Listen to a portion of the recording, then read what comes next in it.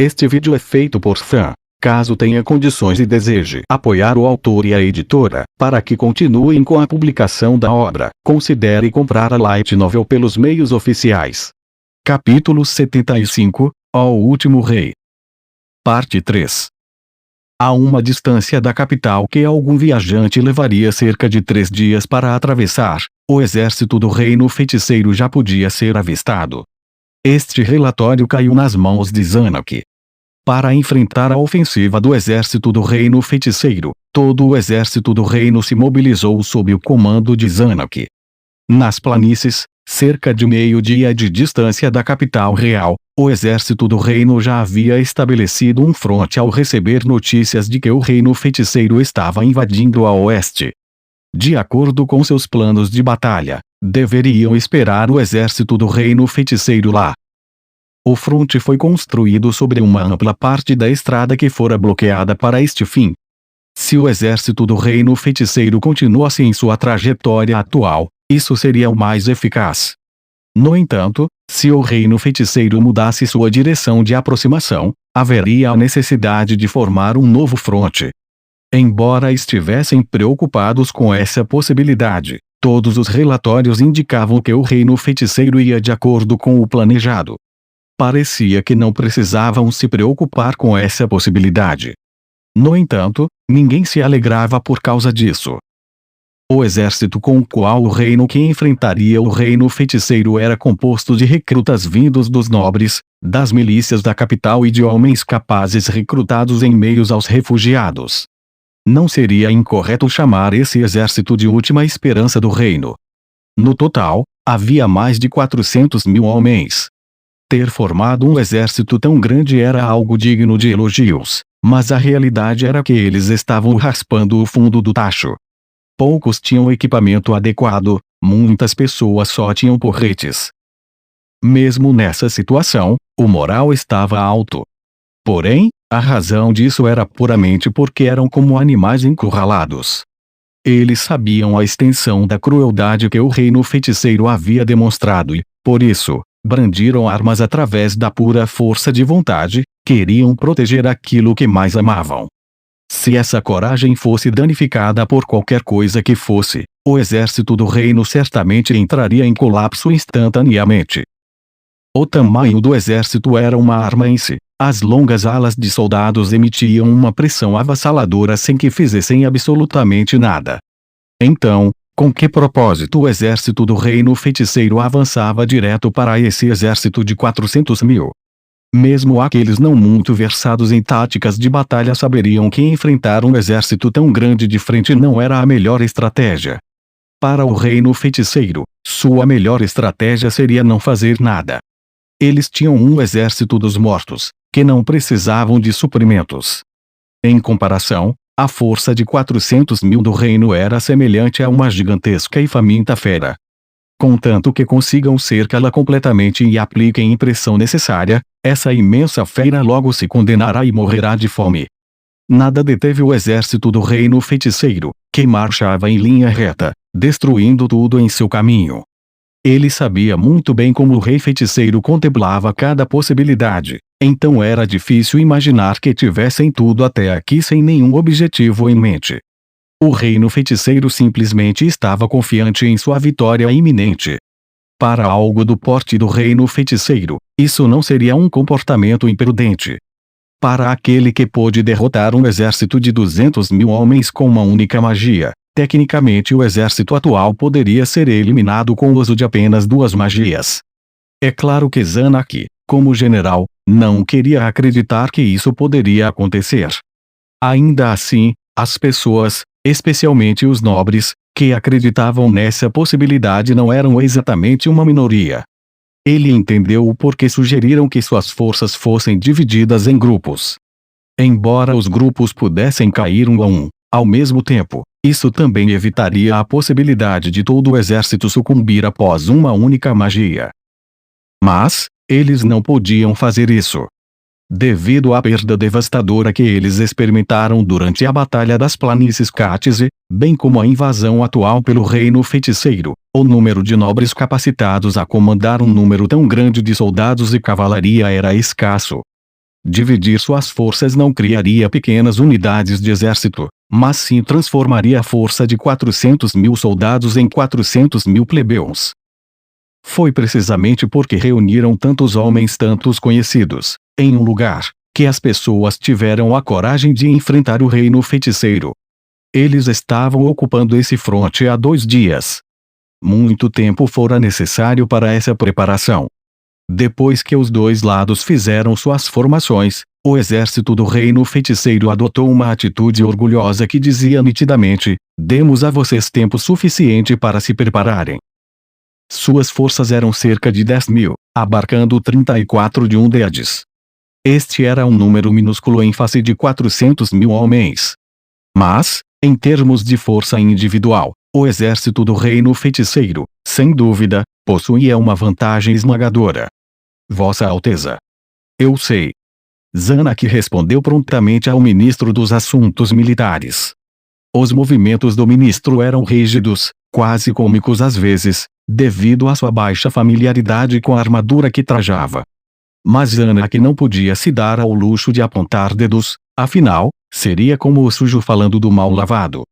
Ele estava usando o que costumava ser a armadura de Gazef, um dos tesouros do reino.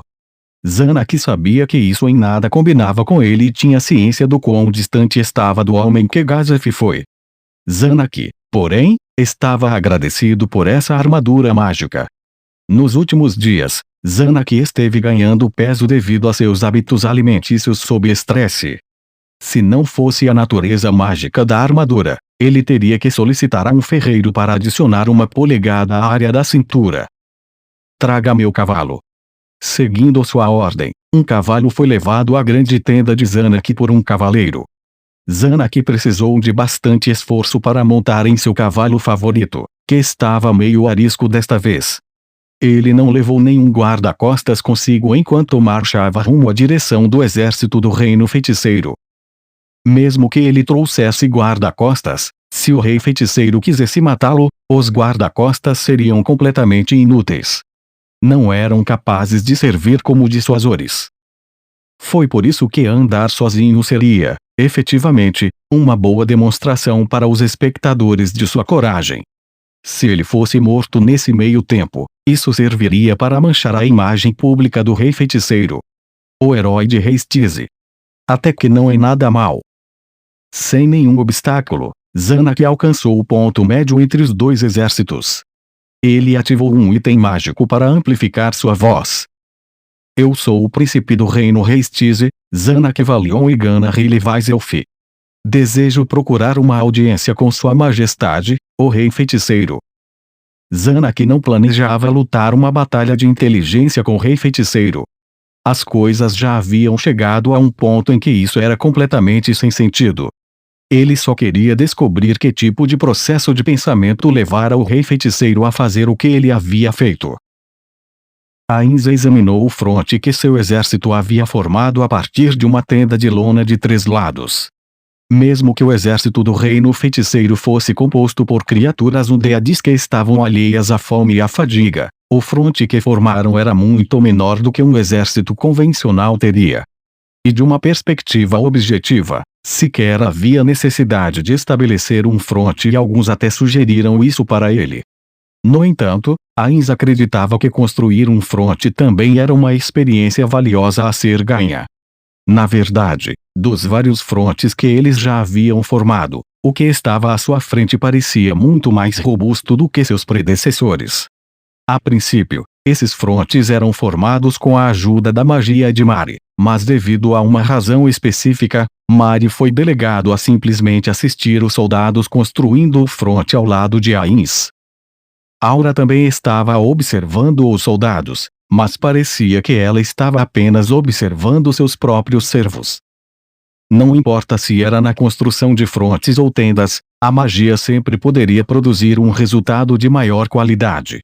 Entretanto, pelo mesmo motivo acima, Ainz havia ordenado que a tenda que usava atualmente fosse transportada para esse local por meios físicos. Pode ser uma boa ideia deixar todas as tarefas de engenharia civil no futuro para o Mare. Entre a população do reino feiticeiro, Havia muitas raças de demi-humanos e heteromorfos que eram hábeis em cavar túneis. Seria uma boa ideia torná-los subordinados de Mari. Dito isto, Albedo ou outra pessoa já poderia ter tido essa ideia e já a colocou em ação.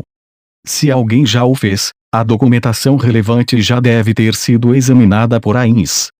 Era necessário perguntar a Albedo sobre isso, mas mais tarde e de uma maneira indireta. Ela estava sendo tácita. Albedo, que deveria estar trabalhando arduamente para estabelecer um fronte, havia retornado com Coquiltos. Ains-sama. Parece que os humanos enviaram um emissário. Como devemos proceder? Não é um mensageiro para declarar o início da batalha? Prepare uma recepção. Prepare as bebidas receptivas também. Quando Albedo começou a preparar a mesa, cadeiras e demais objetos, um homem vestindo armadura completa a cavalo entrou na linha de visão de Ains.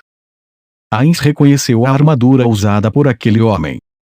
Aquilo acho que é a armadura do Gazef Stronoff. Aquele homem é um vice-capitão guerreiro. Ele é bem diferente das descrições que ouvi. O emissário parou entre os dois exércitos e começou a gritar sua introdução. Eu sou o príncipe do reino Reistize, Zanakevalion e Gana Rilevaiselfi. Desejo procurar uma audiência com sua majestade, o rei feiticeiro. Ele podia ouvi-lo claramente, mesmo a essa distância. Provavelmente usou algum tipo de item mágico. O que devemos fazer, Ains-sama? Se ele não está aqui para declarar o início da batalha, será uma perda de tempo essa conversa. Vamos iniciar a batalha com isso. Não, Albedo, não. Podemos fazer isso. O oponente deseja ter uma batalha de inteligência com o Ains-sama. Se rejeitarmos isto, refletirá negativamente em como os povos nos veem, afetando diretamente a magnanimidade do Ains-sama. Albedo escarneceu, qual valor isso terá? Estão todos mortos, só não se deram conta de que servem os boatos que não são ouvidos por ninguém. Ains não estava muito interessado em travar uma batalha de inteligência ou o que quer que fosse. Certamente a realeza deste país não perderia para ele em nada, a menos que fosse relacionado a proezas de combate. Ainda assim, Albedo já se esqueceu sobre a possibilidade de que boatos podem ser transmitidos através da magia. Sinto muito. Eu irei então. A realeza da nossa oposição veio sozinha. Se eu não fizesse o mesmo, isso manchará a nossa imagem. Você tem certeza de que vai ficar tudo bem? Ains-sama. Não sei.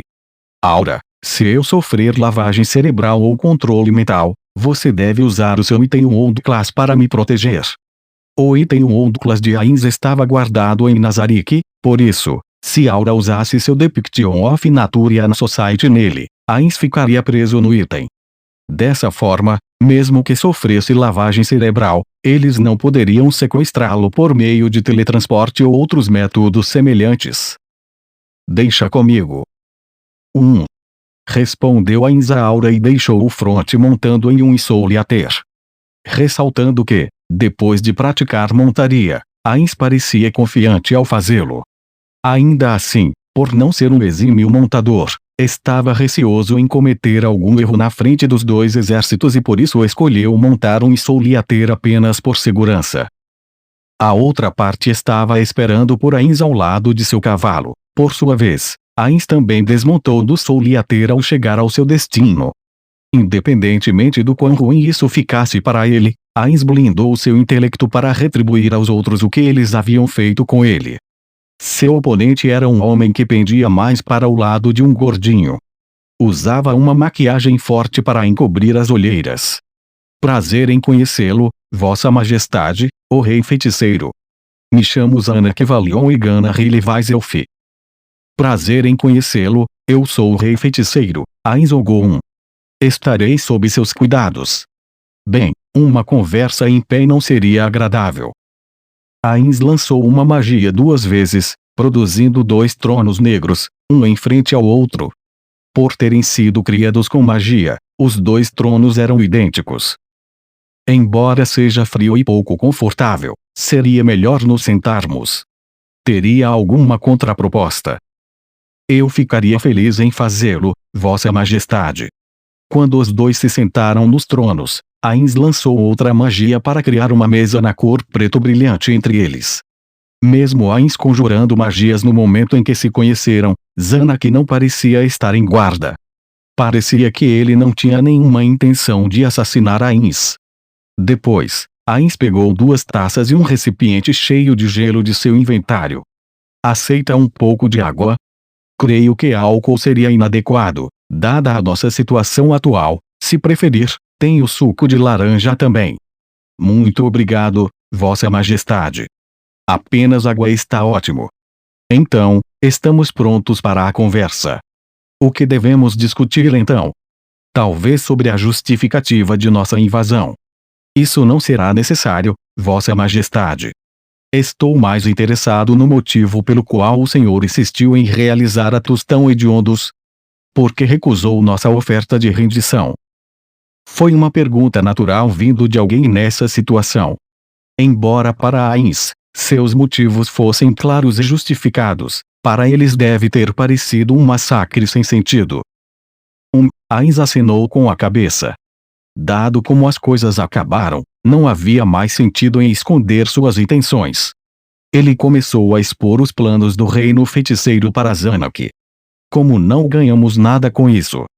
Pretendo sacrificar seu povo como um exemplo para o mundo, digo, do que aconteceria a eles caso se oponham ao reino feiticeiro. Para esse fim, todos vocês serão erradicados e o reino será transformado em uma montanha de cinzas. A dita montanha continuará servindo como um aviso após séculos, ou mesmo milênios, de quão tolo seria um ato contra o reino feiticeiro. Não parece estar brincando. Claro que não, estou apenas declarando o que está por vir. Por quê? O que quer dizer? Ainz não sabia ler nas entrelinhas de Zanak, portanto, respondeu com uma pergunta. Vossa Majestade, o rei feiticeiro, possui imensas quantidades de poder. Mesmo se não fizesse o que disse que fará, as pessoas do mundo ainda conheceriam seu poder impressionante. Zanak molhou os lábios, engoliu um bocado de saliva e perguntou, por que está sendo tão mesquinho? Mesquinho, eu. Zanak ficou tenso com a possibilidade de ter irritado Ainz, mas Ainz não estava nem um pouco zangado. Qual é o seu objetivo? Ainz resmungou consigo mesmo, qual é o seu objetivo? No passado, para Ainz não, para Suzuki Satoru, conhecer os amigos que teve no jogo Yggdrasil foi a síntese de toda a sua vida. Uma lembrança tão maravilhosa que tudo que ele desejava era se reunir novamente com seus amigos. Quando ele estava prestes a ser deslogado do jogo, quando tudo isso voltaria ao nada, ele foi transportado para este mundo. O fim acabou não sendo o fim, mas, em vez disso, foi um novo começo. Os NPCs criados por seus amigos começaram a exibir livre-arbítrio. Em cada um de seus gestos, ele podia sentir os fragmentos de seus antigos companheiros. Não, para ser sincero, o choque que ele experimentara no começo o perturbou tanto que ele estava constantemente preocupado com a traição deles. Ao observar seu eu passado, ele ficou ciente do quão idiota havia sido. Hoje em dia, ele simplesmente não questionava a lealdade deles. No entanto, não parecia que Ainz tinha sido o único a ser transportado para este mundo. Ele podia ver os resquícios de outros jogadores que vieram no passado. Talvez fosse natural para ele pensar que seus companheiros, as pessoas que compartilharam aqueles bons momentos com ele, também poderiam ter chegado a este mundo. Era natural que ele desejasse isso. Obviamente, Ainz tinha noção que foi transportado durante os momentos finais do jogo, e justamente isso que tornava improvável a aparição de seus amigos neste mundo. Na verdade, ele usou várias magias e informações das redes de inteligência e mesmo assim não pôde sentir sequer um traço da presença deles.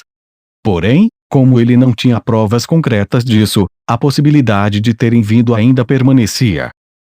Era uma faca de 2 gumes. Dependendo da perspectiva, poderia considerá-lo idiota por ter esperanças tão vãs, ou também perdedor inconformado. Para o Ainz do passado, todos aqueles momentos resumiam sua vida.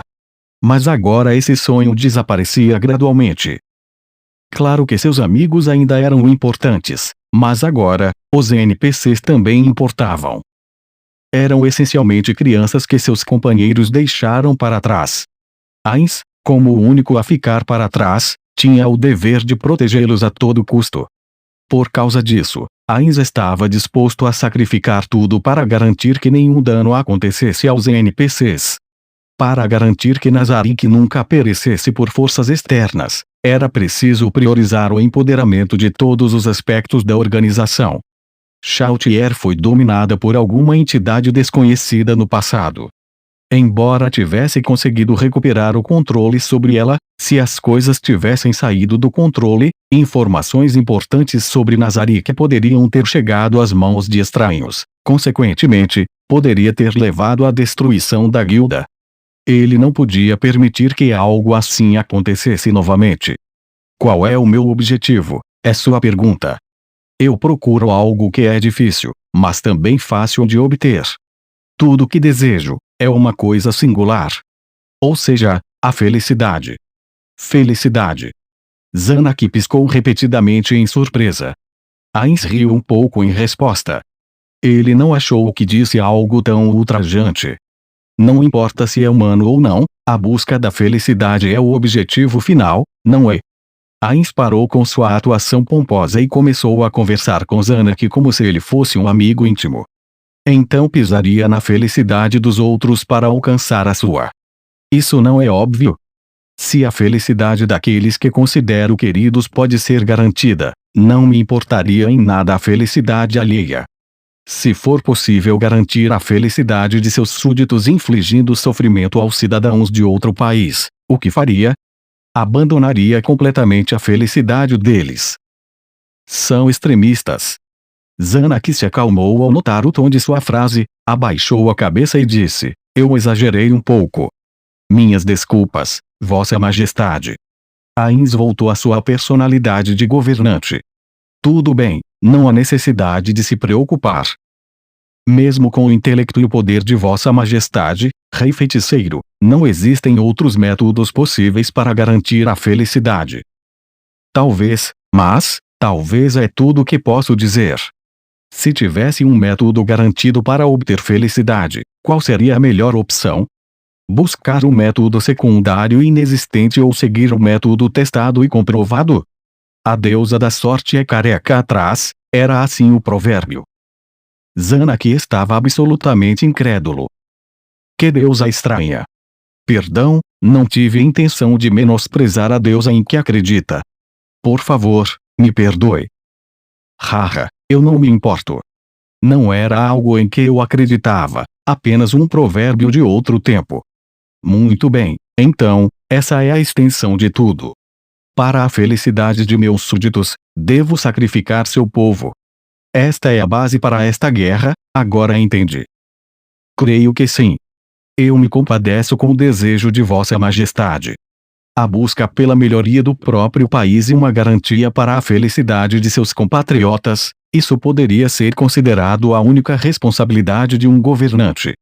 Se a destruição de nosso povo garantirá ao povo do reino feiticeiro a felicidade, entendo o porquê de não aceitar nossa rendição. Suponho que há mais nada o que fazer. Não é? Realmente entendeu? Agora, é a minha vez de fazer uma pergunta, mas eu realmente não tenho uma. Ainz olhou em volta enquanto pensava. Ah, sim. A armadura que está usando me lembrou, então eu vou perguntar sobre aquela espada. A espada que Gazef Stronov empunhava, quem a possui atualmente? Atualmente, está sob a guarda de um homem chamado Breinunglaus. Breinunglaus. Ah, aquele homem. Quando duelou com Gazef, havia alguém com esse nome entre os dois homens que haviam testemunhado o duelo. No entanto, dado há quanto tempo isso foi, ele mal conseguia se lembrar de sua aparência. Embora planejasse transformar a capital em cinzas, ele ainda planejava recuperar alguns itens, dentre eles, A espada de Gazef. Aquele homem, ele está em suas alas. Não, não está, Vossa Majestade. Provavelmente ainda está na capital. Mesmo? Então não teria problema algum com o tipo de magia que usei no passado para destruí-los, certo? O encarregado de cercar a capital era Coquiltos, então era preciso ordená-lo a tomar cuidado com a espada.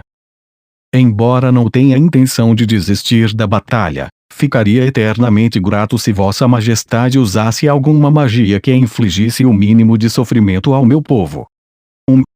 Entendo como se sente. Tudo bem. Afinal, conversas agradáveis como essas são difíceis de encontrar.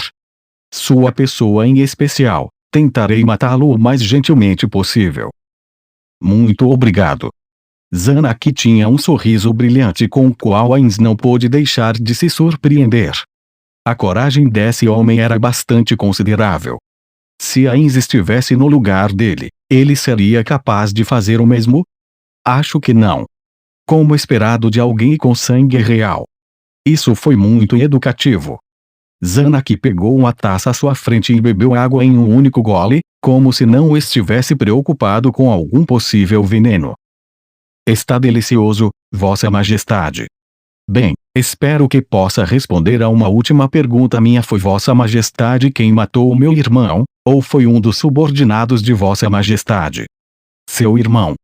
Ainz inclinou a cabeça e, pouco depois, lembrou-se do príncipe do reino que já haviam descartado. Ele não conseguia se lembrar do nome, mas lembrava que era muito longo. Provavelmente foi um de meus subordinados.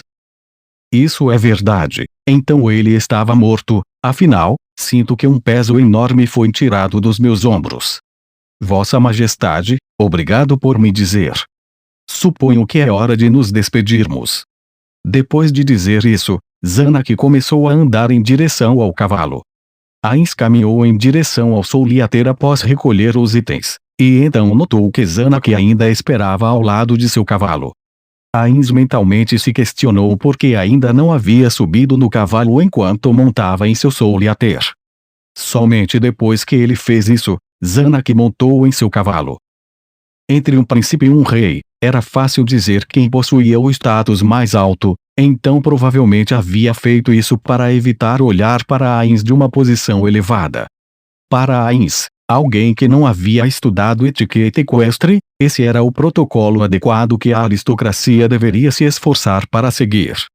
A posição de Zanaki em sua mente aumentou um pouco. Parece que estudar a etiqueta da alta classe se tornou obrigatório. Bem, já não era? A quantidade de coisas que tenho que aprender um dia diminuirá. Vossa Alteza. Todos os nobres vieram dar as boas-vindas a Zanaki. Quase todos os nobres que haviam atendido ao seu chamado estavam presentes. Ninguém o deteve ao sair pelo fronte, mas agora parecia que ele não poderia voltar se tentasse. Isso significava que todo mundo estava esperando boas notícias. A melhor seria se o rei feiticeiro concordasse. Zanaki respondeu a pergunta com uma resposta curta. Eu não consegui. Sua Majestade, o rei feiticeiro, planeja matar todos nós, não é algo negociável para ele. O que ele achou surpreendente foi o fato de que ainda havia nobres que empalideceram com a notícia. Eles ainda esperavam que tudo desse certo, mesmo com a situação atual. Zanaki desceu do cavalo e deixou os nobres para trás, que estavam todos mordendo o lábio inferior enquanto o contemplavam profundamente, caminhando rumo à sua própria tenda. Depois que entrou na tenda, o ministro dos Assuntos Militares o recebeu, apenas para um sorriso sarcástico florescer em seu rosto. Não parece ser uma boa notícia. Em outras palavras, exatamente como esperávamos, mas uma coisa surpreendeu um pouco. Sério? Por sinal, nunca me encontrei com o rei feiticeiro. Que tipo de monstro maligno ele é? Zanaki sorriu. Ele é mais humano do que eu pensava. O ministro dos Assuntos Militares ficou chocado com a resposta. Seus olhos estavam tão arregalados que quase formaram um círculo. Talvez tenha sido a primeira vez que Zanaki o viu fazer essa expressão. Zanaki começou a relembrar seu tempo com o rei feiticeiro. Era verdade que, do lado de fora, Ele parecia ser um monstro aterrorizante que exibia uma aura opressiva. Zanak não conseguia nem imaginar o valor das roupas que ele usava. Mas ainda assim, sua única prioridade, a razão por trás de todas as suas ações, era a felicidade daqueles que ele considerava queridos. Não era esse o desejo mais trivial. Honestamente, aquilo não deveria ter sido a reação de um Undead, o inimigo mortal dos vivos. Ele era humano demais. Ele não conseguia entender o nível exato de consideração que o rei feiticeiro havia posto nesse assunto para chegar a essa conclusão, mas a partir dessa singela conversa, ele pôde simpatizar um pouco com ele. Haha, sim, certamente. Como um humano normal. Zanak desviou o olhar do ministro para o exterior da tenda. Por exemplo, antes das coisas chegarem a esse ponto, talvez ele pudesse ter pensado em um método melhor para lidar com isso. Mas já haviam passado do ponto de não retorno. Então, qual é o status da hierarquia de comando e dos preparativos para a batalha? Os subordinados de Vossa Alteza, os da capital, estão prontos para sair imediatamente. Distribuir nossos homens entre as residências da capital provou ser eficaz. A velocidade dos nobres fundiários, no entanto, deixa muito a desejar. Eles ainda estão debatendo sobre quem deve estar na vanguarda. O ministro dos Assuntos Militares prosseguiu sem esconder seu desdém. Mas não há nada que possamos fazer. Eles não estão sob nosso comando, afinal. Alguns dos nobres nem mesmo decidiram se sacrificar. Só podemos esperar que eles não iniciem a batalha antes da hora. Quanto mais baixas forem nossas expectativas, menos decepcionados ficaremos. Era realmente preocupante se não conseguissem sincronizar suas próprias alas militares para esta batalha. Dito isto, sem suas forças, eles perderiam um quarto de seus soldados mobilizados. Esse cenário seria igualmente problemático. Mesmo que a magia do rei feiticeiro matasse apenas 200.000 como da última vez, supondo que metade de seu exército e seus nobres correspondentes sobrevivessem, quanta responsabilidade cairia sobre um quarto de suas forças atuais? Então, qual é a nossa estratégia atual? Nenhuma, Vossa Alteza. O ministro dos Assuntos Militares riu de maneira cansada e apática antes de continuar. Não temos uma formação em mente, apenas avançaremos cegamente. Por causa disso, se não fizéssemos nada para impedir que os soldados percam o moral, podemos esperar o pior. Devo formar uma força anti-retirada. Melhor não. Em vez disso, os cavaleiros reais devem estar posicionados no fronte. Vossa Alteza, perdoe-me por falar fora de vez, mas permita com que sejamos a vanguarda. Zanak olhou para ele com um olhar que dizia, tem certeza? Deixando de lado sua própria condição, era difícil para ele imaginar aquele homem magro e ictérico manejando uma espada. Se alguém tiver que ficar no fronte, permita-me ser esse homem. Vossa Alteza deve comandar da retaguarda. Zanak e o ministro se entreolharam por um tempo e ele acenou com a cabeça. Estou muito feliz que o senhor possa entender. O olhar do ministro seguiu em direção ao teto da tenda. Não havia nada distinto e nem sequer podia ver o céu, mas ele ficou olhando por um momento enquanto murmurava consigo mesmo. Sendo honesto, eu nunca me simpatizei com Stronov, mas não passa um dia em que eu não desejasse que ele estivesse aqui. Eu compactuo com isso. No meu caso, porém, eu gostava bastante dele. Assim que o ministro sorriu docilmente, uma comoção podia ser ouvida do lado de fora. O que está acontecendo? O reino feiticeiro começou a se mover. Não. Zanak levantou a orelha e riu com, não é isso? Um grupo de pessoas exaltadas invadiu a tenda. Eram os nobres fundiários cujos feudos estavam por perto, embora a uma certa distância da capital. Entre eles estavam os nobres estupefatos de agora a pouco. Pareciam mercenários empunhando espadas manchadas de sangue. O que pretendem fazer desembainhando espadas na tenda de Sua Alteza? Recuem agora. Nenhum dos nobres respondeu ao brado do ministro dos Assuntos Militares. Todos olhavam para Zanak como ratos encurralados. Zanak queria segurar a barriga e rir calorosamente. Ele sentiu por alto quando entrou em campo, entendeu completamente que pensamentos a estupidez deles provocara. Ele havia designado seus cavaleiros de confiança para posições de comando, tê-los afastados de seu lado foi um fracasso por si só. Este foi um motim estimulado por sua perda de presença, mas Anak não esperava que conspirassem contra ele, especialmente nessas circunstâncias. Ele não poderia esperar que a racionalidade dos humanos tivesse decaído tanto. Não, isso foi impreciso. Suas ações, de um certo sentido, estavam corretas. Eles estavam simplesmente tentando dar o seu melhor por uma chance de sobrevivência. Anak só podia culpar a si mesmo.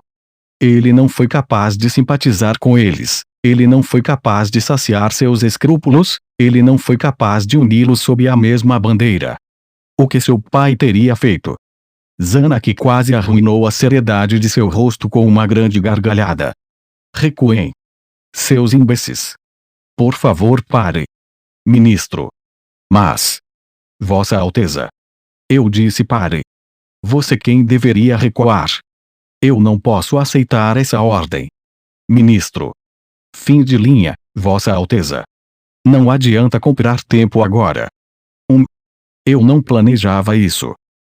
Embora ele estivesse usando a armadura que era um tesouro nacional, Anak não estava bem treinado para o combate. Se fosse seu irmão, essa seria uma história diferente, mas para Anak era impossível matar todos os Ostizaki com suas próprias forças.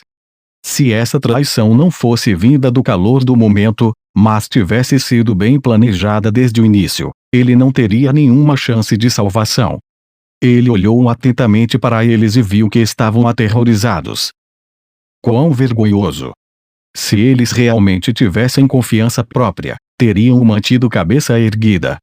Foi por isso que Anak levantou a cabeça, para expressar sua coragem.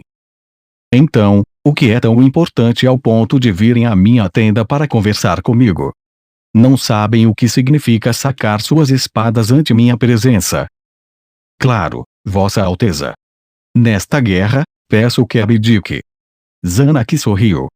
É uma perda de tempo render-se a Sua Majestade, o Rei Feiticeiro.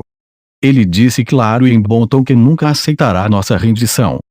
Embora possam não acreditar em mim, nossa única esperança está em derrotar Sua Majestade o Rei Feiticeiro. Não há como ganharmos.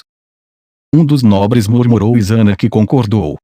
Mesmo assim, não temos outra opção senão lutar. Eu sugeri vassalagem, mas foi inútil.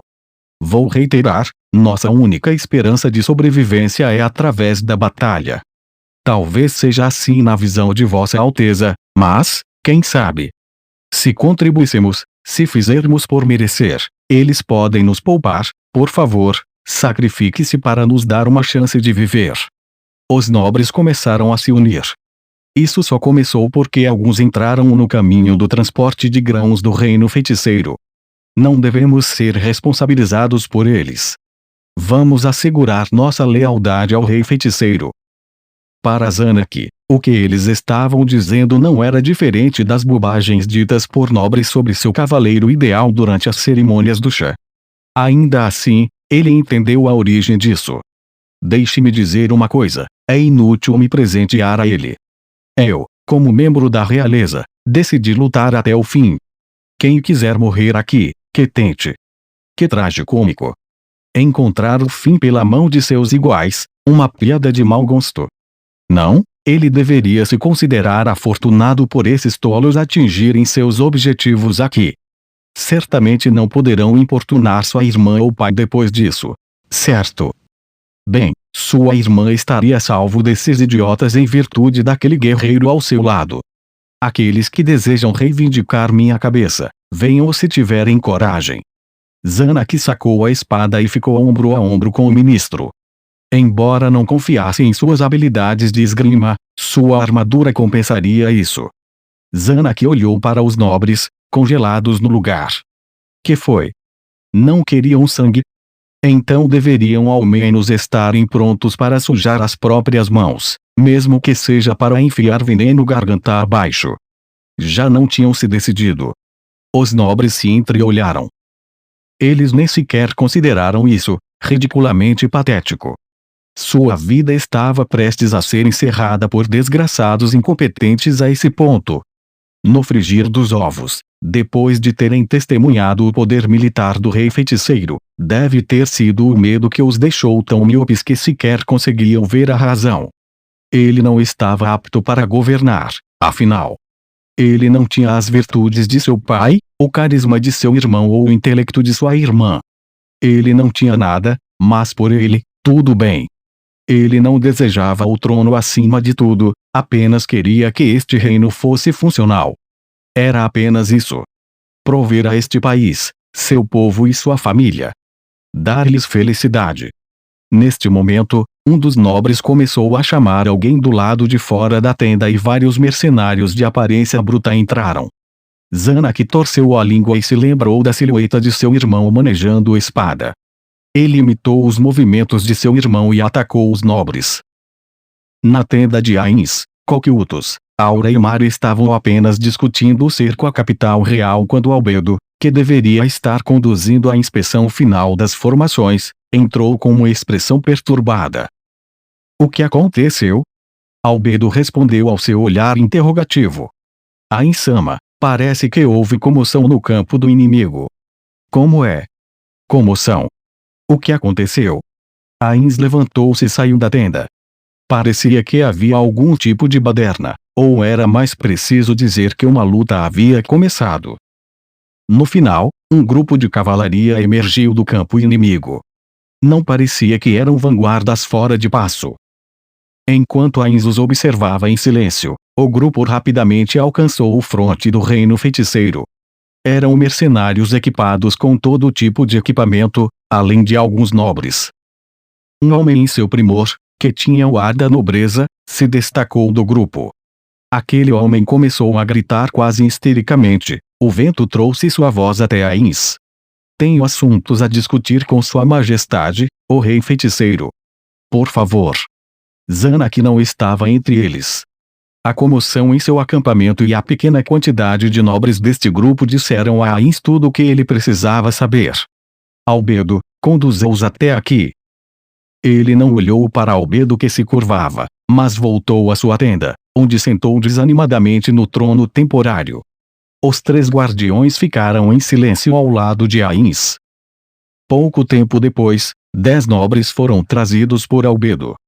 Os mercenários que estavam servindo de guarda-costas pareciam ter sido deixados para trás.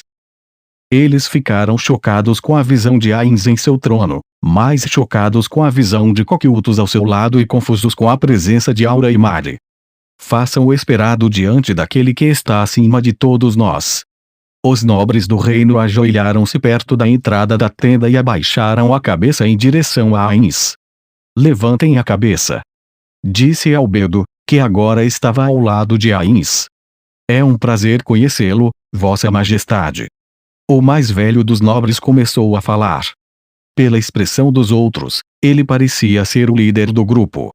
Estamos admirados com a grandeza de Vossa Majestade e desejamos servir sob sua regência. Antes de tudo, temos uma oferta para Vossa Majestade. Um dos nobres tirou um objeto parecido com um saco de suas costas. Albedo estava prestes a responder antes de Ainz a interromper. Ele se levantou lentamente, como havia praticado inúmeras vezes, do trono e se moveu em direção aos nobres. Ele segurou o saco. Não parece ser uma armadilha. Desapontado, Ainz olhou para o saco.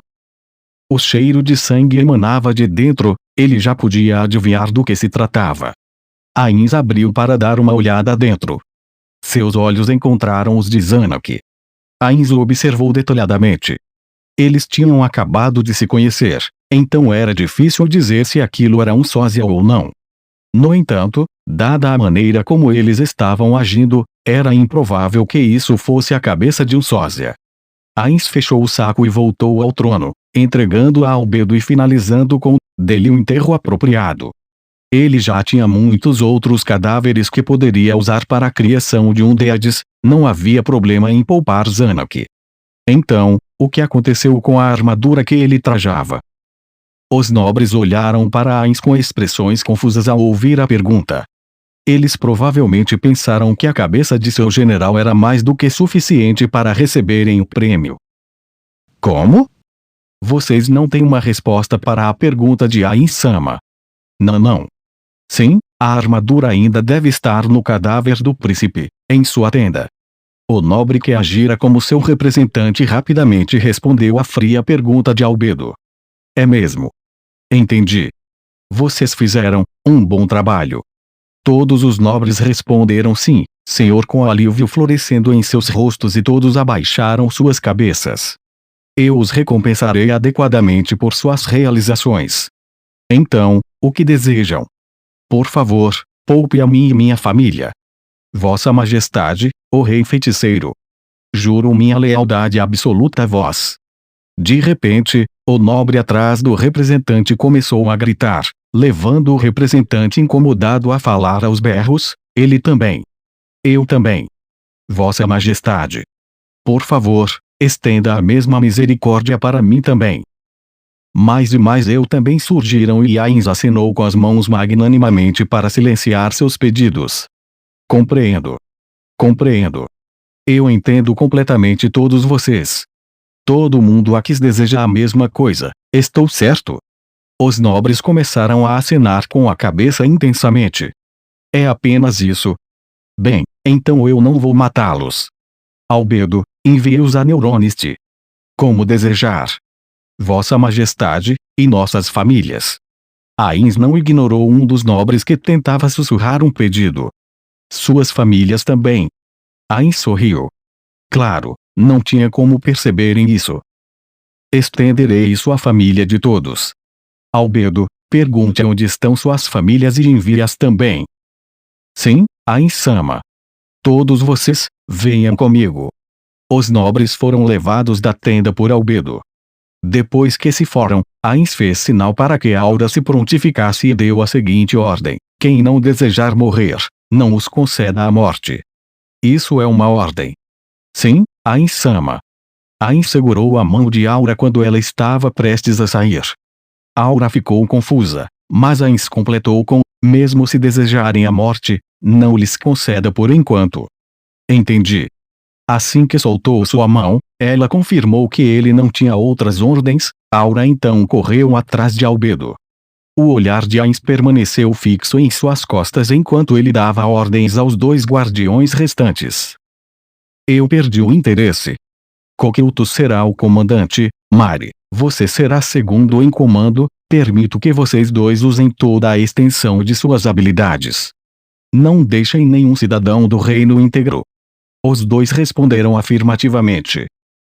Uma hora depois, o exército que era a última esperança do reino Reistize desapareceu completamente da face deste mundo.